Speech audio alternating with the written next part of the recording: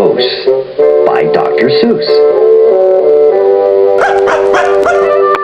Up at Lake Winnebago, the far northern shore, lives a huge herd of moose, about 60 or more. And they all go around in a big happy bunch looking for nice tender moose moss to munch.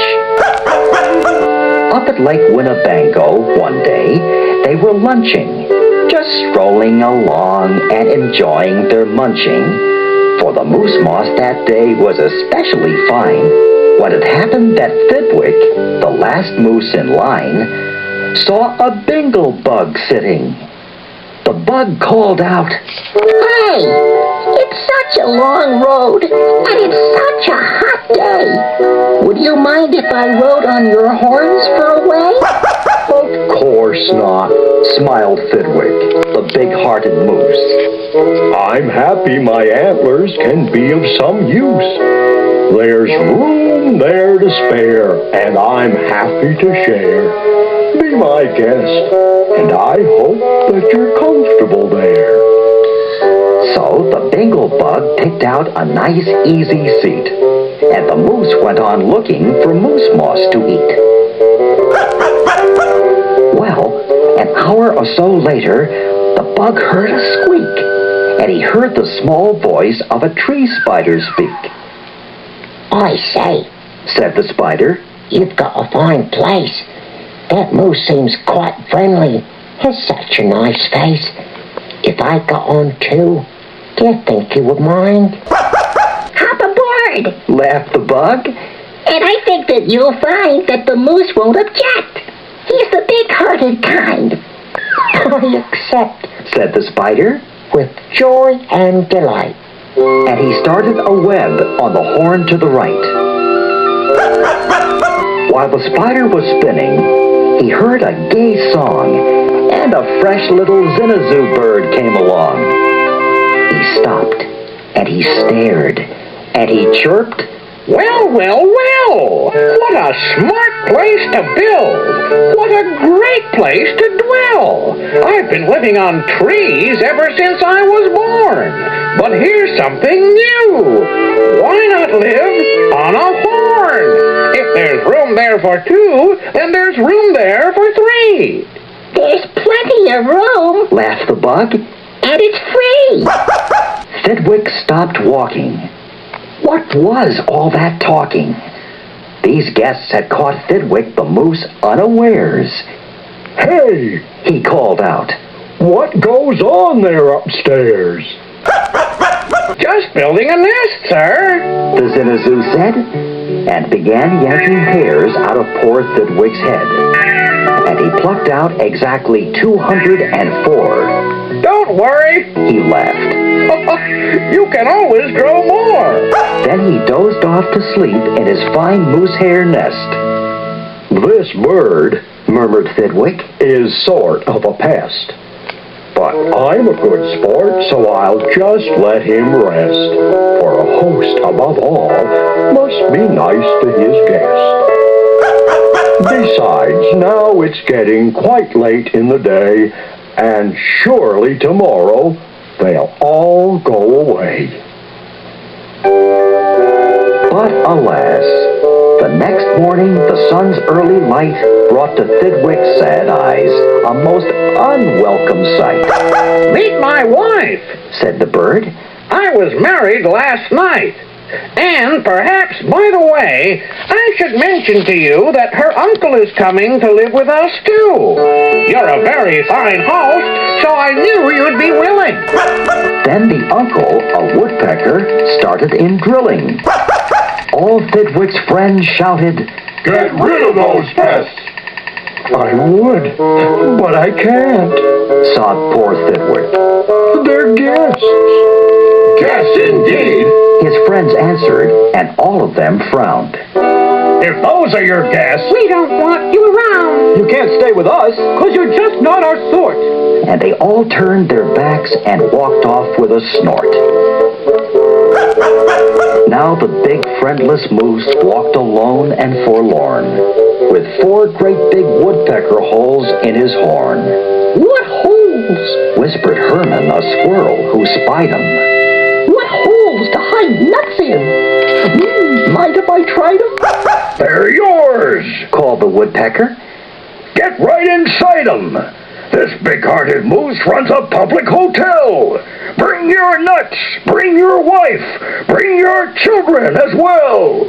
So the whole squirrel family all jumped on pell-mell.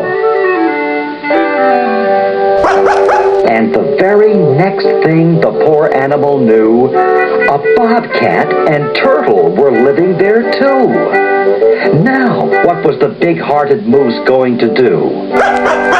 Well, what would you do if it happened to you? You couldn't say, "Scat," 'cause that wouldn't be right. You couldn't shout, "Scram," 'cause that isn't polite. A host has to put up with all kinds of pests, for a host, above all, must be nice to his guests. So you'd try hard to smile, and you'd try to look sweet, and you'd go right on looking for moose moss to eat. But now it was winter, and that wasn't easy, for moose moss gets scarce when the weather gets freezy. The food was soon gone on the cold northern shore of Lake Winnebago. There just was no more. And all Thidwick's friends swam away in a bunch to the south of the lake where there's moose moss to munch. He watched the herd leaving, and then Thidwick knew he'd starve if he stayed here. He'd have to go too. He stepped in the water. Then, oh, what a fuss!